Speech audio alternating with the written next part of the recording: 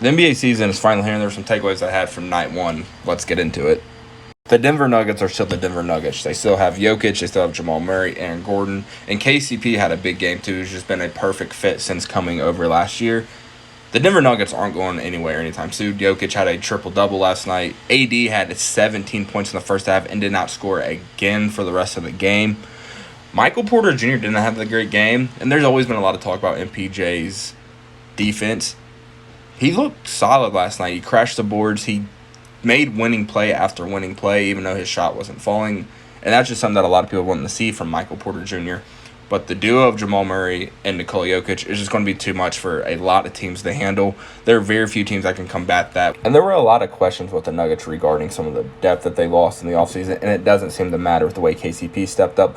Peyton Watson, who they're really high on, didn't do a whole lot, but he did get some playing time. Reggie Jackson looked like old Reggie Jackson, and Christian Braun looks to have taken another step to even contribute to even more winning basketball on the NBA level. This Nuggets roster and this organization isn't going anywhere soon, so it's just right now we just got to get accustomed. As long as Jokic is in the league, he's just one of those guys, and we've seen it last year with them coming off the championship season. As long as you have a Nikola Jokic and a Jamal Murray, the Denver Nuggets are going to be in the thick of contender status. The Los Angeles Lakers have a ways to go. And what I mean by that is I still think they will be a top 4 seed in the West, don't get me wrong. But with the whole brand new roster essentially coming in, they just got to figure out the roles and the minutes for their guys. This is AD is supposed to be their top guy, 17 first half points, did nothing in the second half. LeBron is in year 21 and still having to, it looks like, carry an offensive load, and that's just not going to be great. Gabe Vincent was a no-show. D'Angelo Russell hit some clutch shots and made some key defensive plays. Jackson Hayes really didn't do too much. Christian Wood got some burn. But it just comes down to LeBron and AD. And after that first half, AD was just a no-show. The Lakers can't afford to have that. Yes, it's night one, and things will get cleaned up. But as far, they're just got to get with their roles with a completely new roster. Austin Reeves made some plays, crashing the glass. Austin Reeves did what Lakers fans have come accustomed to, what NBA fans have come accustomed to, making the hustle play. He missed some wide-open shots that he typically is going to hit. But it just was a clunky offense for the Lakers. They came out on fire in the first quarter, and they just kind of really slowed down for the rest of the game. With the Los Angeles Lakers, someone else is going to have to step up. They thought it would be Gabe Vincent, but just a complete no-show really from Gabe Vincent.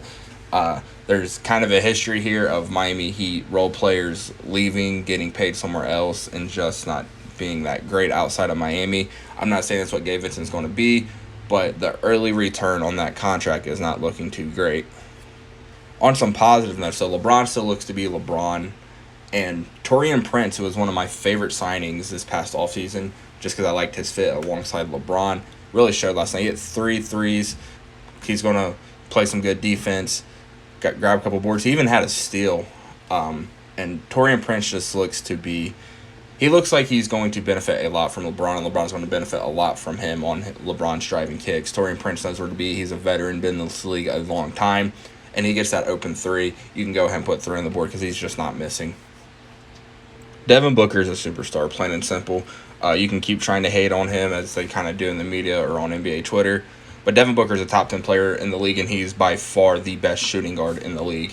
I showed it last night, scoring. KD had a bad shooting night. No one was really hitting. Grayson Allen was a brick from 3. Eric Gordon was a brick all night. And Devin Booker willed his team to victory, scoring, and then late in the game, he was playmaking throughout the game, but really late in the game, once the Warriors started keying in on Devin Booker, he really started playmaking and just creating gravity for open shots. Josh Okogie, too. Josh Okogie is a hustle guy. He showed it last night, crashed for offensive boards, making defensive plays. The Phoenix Suns were really smart in bringing him back after last season. This was without no Bradley Beal as well.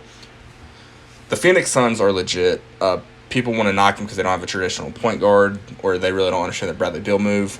The Bradley Beal move was for rim pressure, and we've seen it last night. The Suns really kind of lacked that, and the open shots that were missed, those would be shots that Bradley Beal will be getting that will be going in.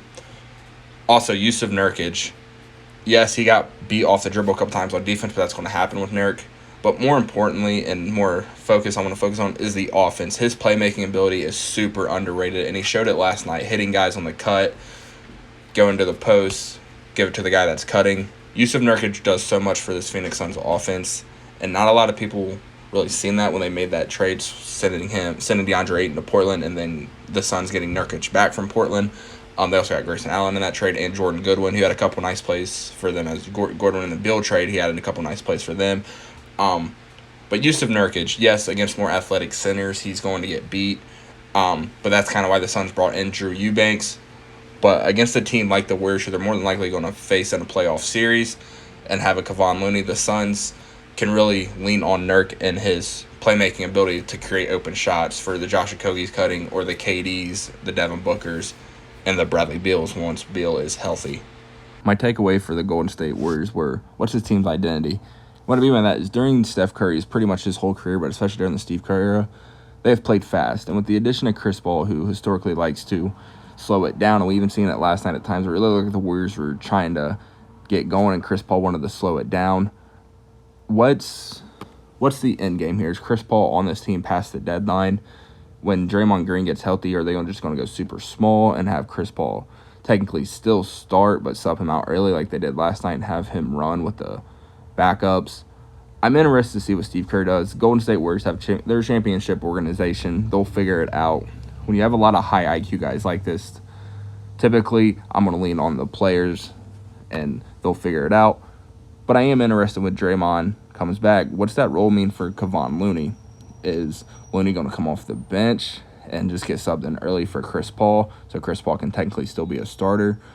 Or is Chris Paul going to lean into being a six-man for this Warriors team? I think Chris Paul as a six-man for this team would be great because it gives you a vet that can really run with the bench players. And I really wanted to touch on Jonathan Kuminga as well. Kind of what we seen at Kogi be last year and last night for the Suns. Kuminga was kind of that for the Warriors last night. Looks like that's really going to be his role on this team with a little bit more offensive upside, yes. But him and Moses Moody both, if they can continue to knock down shots and play high IQ, high-end basketball, their roles are just going to expand, especially with the question mark surrounding Klay Thompson past this season, with the two sides being far apart on a contract. Those guys ball out and continue to play at a high level. I don't think it would really be that much of a loss. Yes, Klay is a great shooter, but after some pretty significant injuries the last couple of seasons, finally getting back healthy, yes. But he's only getting older, and those two guys stepping up and showing that they're ready to contribute at a high level would really do a lot for this Warriors organization going forward and really for the final years of Steph Curry's career. As always, thank you for watching. Please like, subscribe, and turn on post notifications. And let me know down in the comments what were some of your takeaways from night one of the return of the NBA.